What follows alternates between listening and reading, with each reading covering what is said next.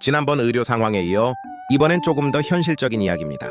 10살이 넘은 강아지가 밤에 계속 배회합니다. 이름을 불러도 반응이 느립니다.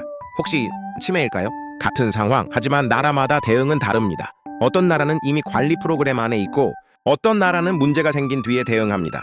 오늘은 6개 나라의 노령견 의료 문화를 비교해 보겠습니다. 첫째, 한국. 보호자는 먼저 검색을 합니다. 강아지 치매 증상, 노령견 밤에 배회, 병원을 방문하면 기본 혈액검사와 진단 후 인지기능 개선 약을 처방받습니다. 노령견 관리 사료를 권유받기도 합니다. 하지만 체계적인 장기 관리 프로그램은 아직 많지 않습니다. 한국은 문제가 인지되면 대응하는 구조에 가깝습니다. 둘째, 일본. 일본은 노령견 케어 시장이 매우 세분화되어 있습니다.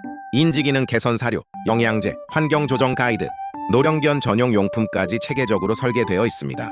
병원에서는 수면 리듬 관리, 자극 조절, 생활 동선 설계까지 안내합니다. 일본은 노화를 관리하는 시스템이 발달해 있습니다. 셋째, 미국.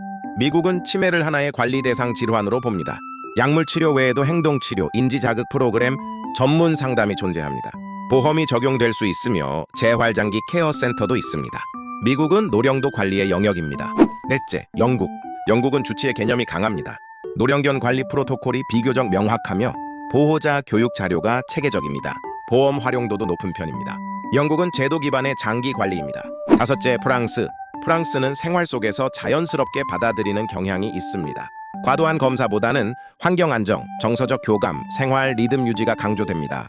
프랑스는 노화를 삶의 일부로 받아들이는 문화입니다. 여섯째, 중국. 대도시에서는 노령견 케어 시장이 빠르게 성장 중입니다. 프리미엄 영양제, 인지 개선 제품이 늘어나고 있습니다. 하지만 지역 격차는 여전히 존재합니다. 중국은 고령견 케어 시장이 막 성장하는 단계입니다. 다시, 한국은 어디쯤일까요? 한국은 노령견 비율이 빠르게 증가하고 있습니다. 하지만 체계적인 고령견 관리 시스템은 아직 발전 중입니다. 대신 보호자의 정성과 애정은 매우 큽니다. 여기서 우리가 생각해 볼 점이 있죠. 강아지를 사랑하는 것과 강아지를 구조적으로 관리하는 것은 조금 다를지도 모릅니다. 우리는 정성은 충분합니다. 이제는 정성의 시스템을 더해볼 수 있을까요? 좋은 반려 문화는 감정과 구조가 함께 갈 때 완성됩니다.